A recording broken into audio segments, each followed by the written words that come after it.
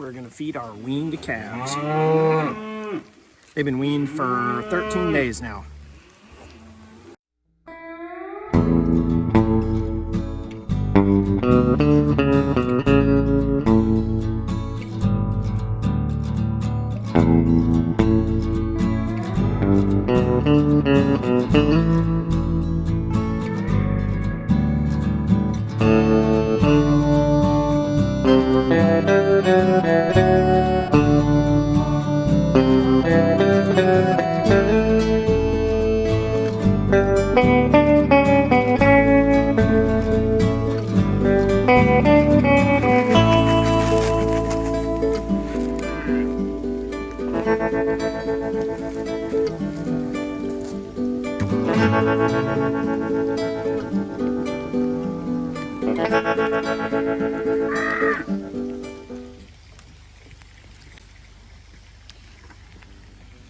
So the goal with these is kind of to do like a VAC 45, so to speak, for preconditioning. We gave pre-weaning shots.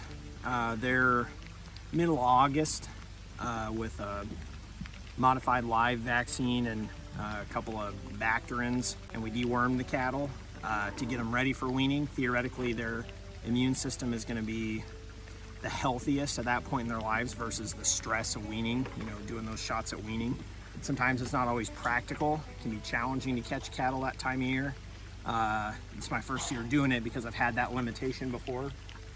But the cattle will be weaned for 45 days, and then we'll market them sometime the first week in November, the steer calves. A handful of these will be replacement heifers for us. And then, you know, we'll wean this next group of cattle after that. It seems like anymore there may not be as much of a premium for preconditioning so much as there is, especially for a small person like me that only has a handful of cattle to sell, so much as there is a dock for cattle that show up at the sale barn bawling. I'd love to be able to market things through other avenues, but the sale barn makes the most sense for us. And not that sale barns are bad. We have a good sale barn here that does a fine job marketing our cattle. But you know, the smaller operator, that makes sense to market cattle that way. And I know many of you probably do that.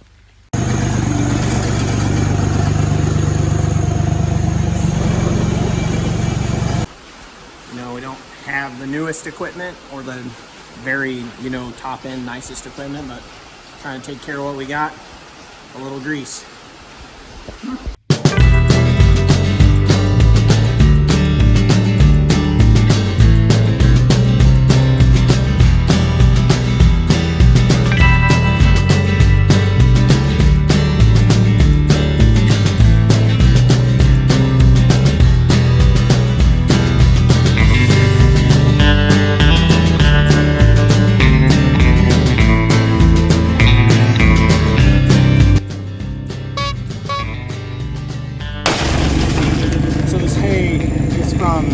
Summer of 2020, and it exploded when I took the twine off.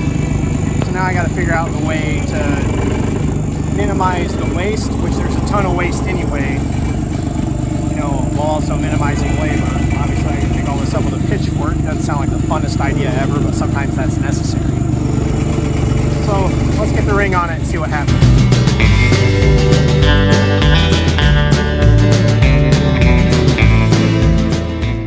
I'll fully advocate to anybody that is able, practically speaking, to feed hay a different way than this, because feeding hay in round bale rings like this, I've heard different numbers from different people. My own theory is that 40 to 50% of the hay that I feed this way gets wasted. If you'll see these calves, their favorite thing is to pull it out, drop it on the ground. Once it's been on the ground, they just will not really eat it anymore. So we had this bale explode. I'm gonna try to pick some of that up and put it back in the ring, realizing it'll probably end up on the ground. But some strategies to mitigate hay wastage would be a different design of hay feeder. This is a cheap farm store feeder. Not that pre-fert equipment is bad. They're just other feeders that you could consider to minimize hay wastage. The thing that would be awesome would be grinding hay into a particle size that forces them to be less choosy. And also, you know, you could condense into a tighter feeder that may help to reduce that hay wastage. But like Jason Aldean said, I use what I got. So we're gonna pick some of this up.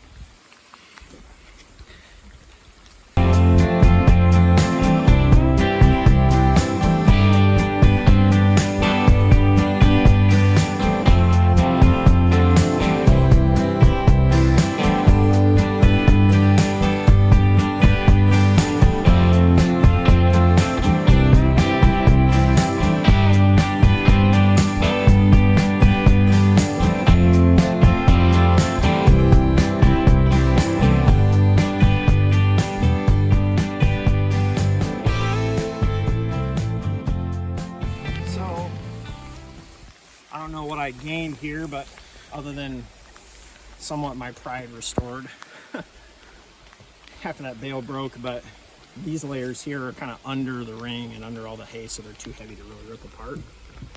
But we'll probably have all this pulled back out tomorrow, but somewhat we'll keep some of it off the ground, and hopefully there'll be a little less hay wastage in the world, but it's a challenging thing.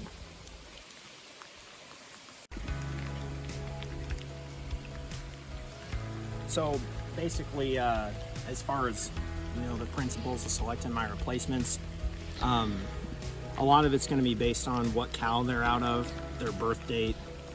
Can they fit into my ideal of breeding somewhere between 12 and 14 months of age and calving in the 23 to 26 month of age window? But also, there are phenotypic elements of selection: structure, rib and body, dimension, doability, and then maybe bells and whistles like look, quality, that are going to factor into the decision. But those are kind of some of the guiding principles about selecting replacement heifers that I try to stick to. If I have the time, I don't always have the time because I'm headed to work in the mornings and I like to chore in the morning. I like to see if the cattle are cleaning up all the feed.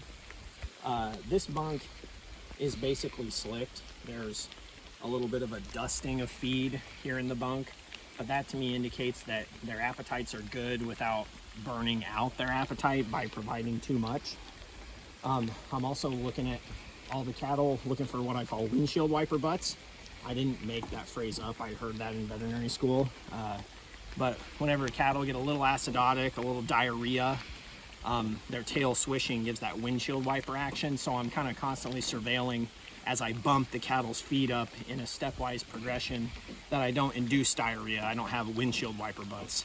I don't want that. I'm kind of looking around on the ground at their stools, hoping for maybe a little firmer than cake batter, maybe a nice pancake batter. Along with this level of cleanup in the bunk, to me indicates that I'm sort of on the right track. These cattle are eating just a shade over 6 pounds of feed a day now, 13 or 14 days post weaning. And I'm gonna hopefully kind of bump them as time goes on, as we get closer to marketing the cattle, because I can get some gain out of them and they'll be worth more at that point at the sale barn, in addition to being bunk broke.